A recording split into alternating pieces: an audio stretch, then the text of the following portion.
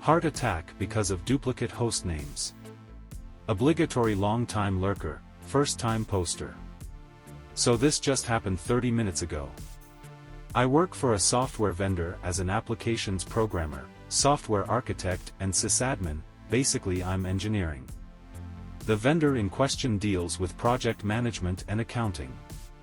The software solution that we sell offers the client the option of self-hosting on-prem. And one of our clients, our largest client, has decided to self-host, and have done so that last 10 years or so. The machine has been in the server rack from before anyone in IT at the client can remember. About 2 years ago we recommended they acquire new hardware for a new release of the software, from one major version to the next, so major in fact that the underlying virtual machine hosting went from QEMU VMs to LXD containers. So basically a ground-up overhaul of the infrastructure. This was during the time of my predecessor who in his enlightened wisdom of 25+ years working the role decided to name the new host the same as the old host, which didn't cause any problems due to how the networking was set up. Due to reasons, a department of the client had stuck to the previous version while the rest of the company moved on to the new version, so we maintained the old version for them. No new updates, just keeping the thing chugging along. About a week ago the old host started to have a drive failure in its RAID 1 with 2 disks, so the decision was made to migrate the remaining department's data to the new host and have them work on the new version going forward. The hardware gods had spoken. There was nothing they could do. The migration worked flawlessly, and a plan to clean up the old host was put in place. Fast forward to 30 minutes ago. Now I previously worked at a cybersecurity software vendor as a software engineer. And when you spend every day working with cybersecurity analysts and penetration testers, you learn a thing or two. So I spent the day talking with them since we still keep in touch and joking about how I should go ahead and wipe the old host and nuke its contents so they are unrecoverable. We settled on the idea that shred would be ideal. So after the final backups had ran for the old host, the command, shred, vfzn7/dev/sda, was entered into the remote SSH session that I had up. And I didn't think twice, it had all been planned and everything. I had been given the go-ahead. No sooner than 5 minutes later, I noticed the prompt. The hostname was exactly the same as the hostname of the new host. I however did not know this until I tried to log in through another shell to the old host and to the new host. The old host had already lost the SSH authorized _keys file and the new host logged in fine, so my worry was put aside. That said, I still had to test it several times to make sure and confirm it in my head. But for all of 5 minutes I had the sinking feeling that I just nuked the new host and all the financial data of the client with it. Luckily we had backups if anything did go wrong. But that was one of the most terrifying moments of my career to date. Lesson to be learned: no matter how smart you are, don't name 2 remote machines with the same hostname for the same client. It could lead to some very octane-filled heart-racing moments. That's not my problem, it shouldn't even be your problem. I left my previous employer, PE, about 6 months ago. Before I left they had a contract to support 3 service lines with Company A. Company A got bought out by Company B a couple of years before I left. Both companies are multi-billion-dollar corporations. After the merger, Company B left Company A's support contracts alone for a couple of years, but shortly before I left, they put all of them out to bid. PE only received a new contract for one of the 3 service lines that they previously supported, and it was a much reduced scope contract at that. I worked for PE for 6 years before leaving, and during that entire time, we consistently told Company A that they really needed to upgrade one of the service lines we supported. It was still running on Server 2008, not R2, and Windows XP. However, they never wanted to spend the money to upgrade it. A few months before I left, the SQL server supporting this application had a drive failure, and despite being RAID 5, the entire array corrupted once a new disk was installed, and the server became useless as no one had the software to do a reinstall. I was able to get everything hobbling along on the app server with a version of SQL Express, but we insisted they had to upgrade. A couple of weeks later our support contract for that system ended and it was turned over to another company. However, the new company did not have any technical staff. During the transition, I sent them a CSV file from another database so they could use it for historical reporting, but they couldn't figure out how to open it. So while I was still with PE, I had to continue supporting this ancient pile of garbage and pray it didn't crash. A project was started to migrate Company A's system to Company B's system, and I had a number of meetings with another third party on how everything worked. However, no migration happened before I left, but it seemed like they had everything they needed. Obviously, I washed my hands of this when I left PE. On to last week, when I'm enjoying a vacation. I get a text message from the project manager, PM, for PE asking if I knew how the third party could remote in to get information off of the old server so they could plan how to migrate it. 6 months later and they apparently still have not managed the migration that was well underway before I left, and apparently they're starting over. I responded with that it was not my problem and Company B has their own IT people who should deal with it, and besides there is no way to remotely access it that I'm aware of due to the age. PM kinda laughed at the fact that Company B's IT people would get involved in this and said she was in charge of migrating it. This being despite the fact that PE is not getting paid to support this at all and a different company is. PM then told me she was told I was available to answer questions, to which I responded that after 6 months, I felt that time was up, and while I might answer questions for PE itself, I would not be answering them for Company B. I ended the conversation by saying I was on vacation and any further assistance would have to wait until I had returned from vacation and I had a signed contract in hand for support. I sent all of the text messages to my friend who took my job at PE, and he told me that he was the only one that was ever supposed to contact me for anything. He said he was going to run it up the chain there to make sure it doesn't happen again. This system was such a nightmare for me, that despite loving my new job and being on vacation, this short text exchange actually caused me stress just thinking about that system. Just shut off call forwarding when you are sick. So the scenario. I work for a state agency as the IT guy.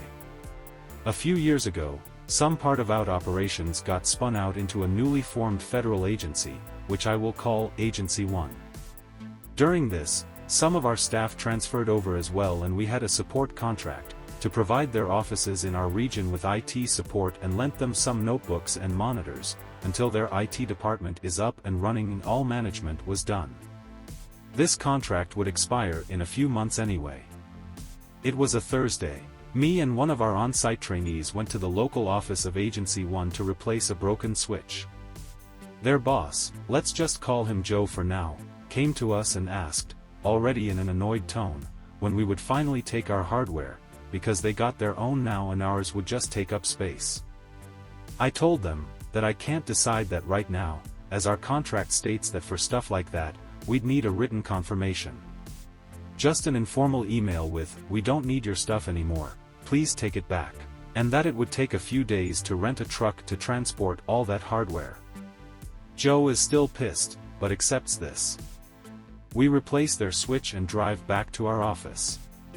The next day, our boss gives us green light to take back their hardware. I order a truck and our trainee calls Joe, just to give him the date, whilst I write an email to the rest of Agency 1's staff to inform them to put their stuff on the floor outside their rooms, if they are not on location that day.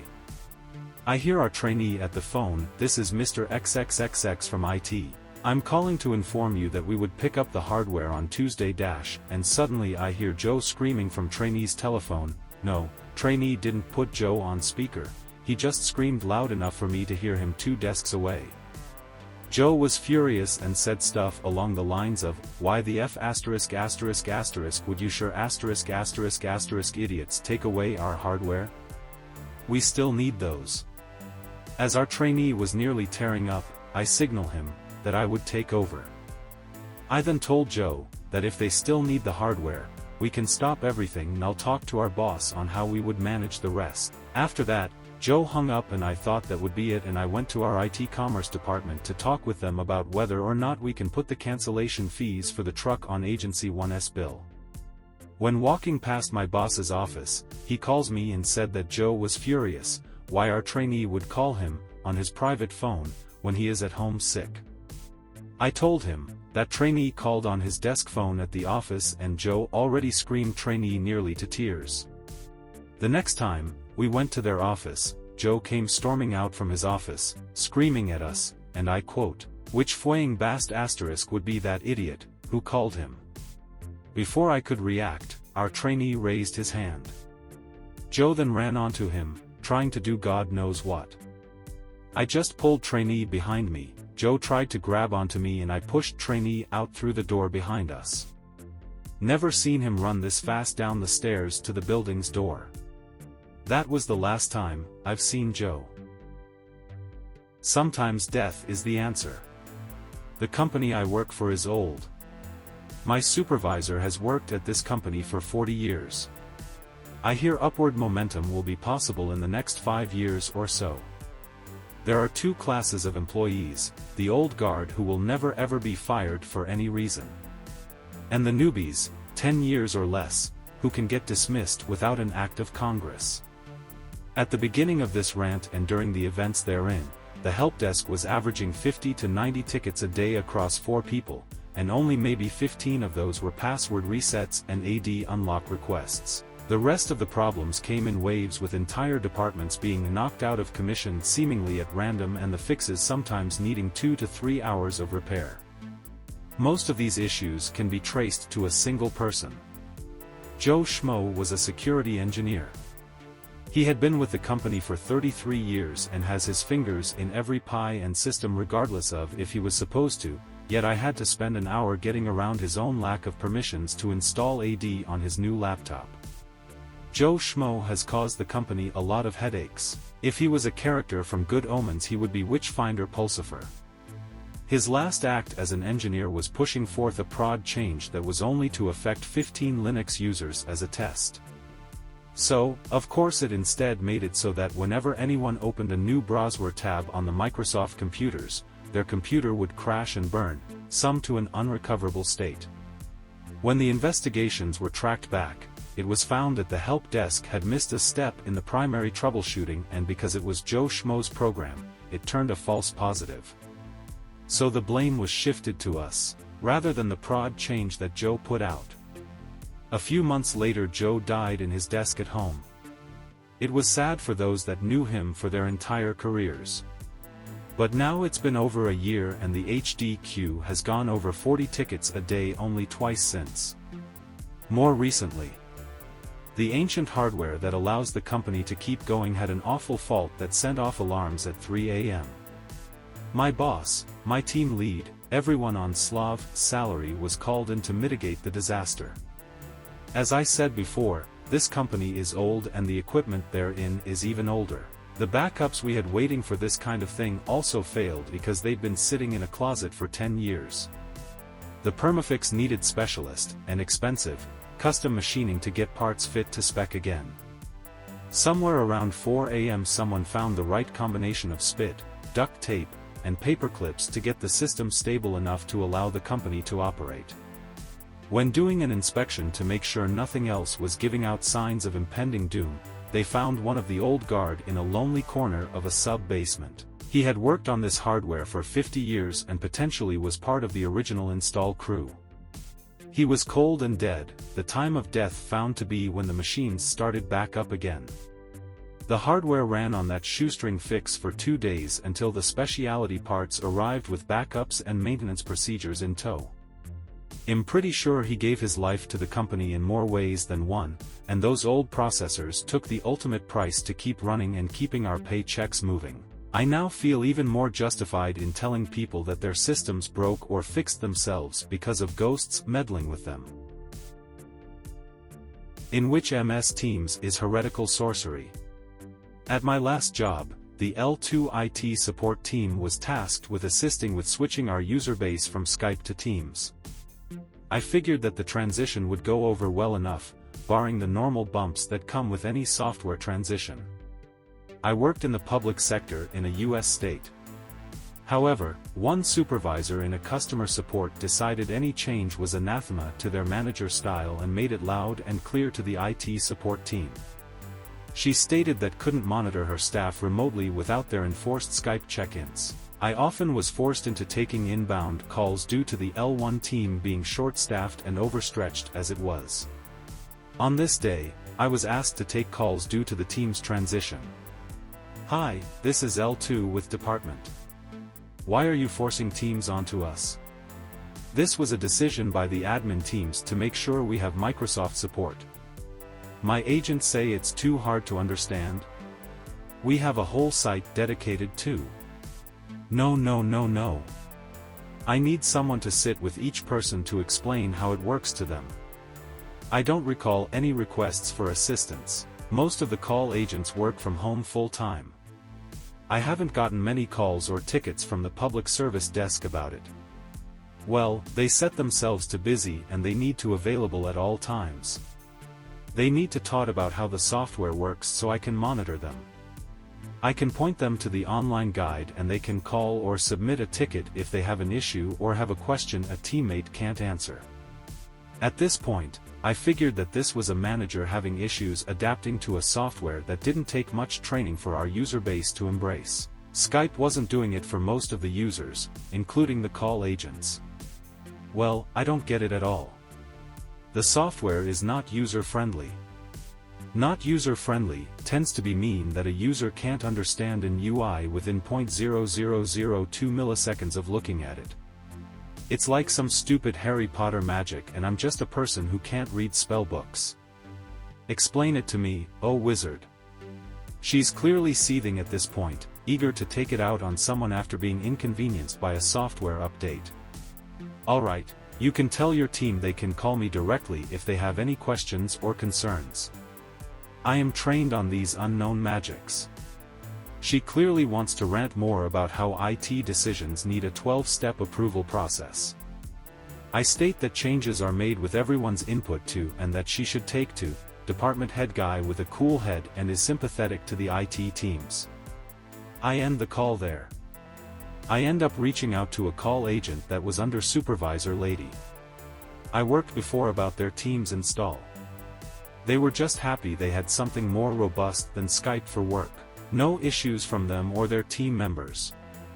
The caller ended up leaving the organization a month later due to not gelling with the department anymore.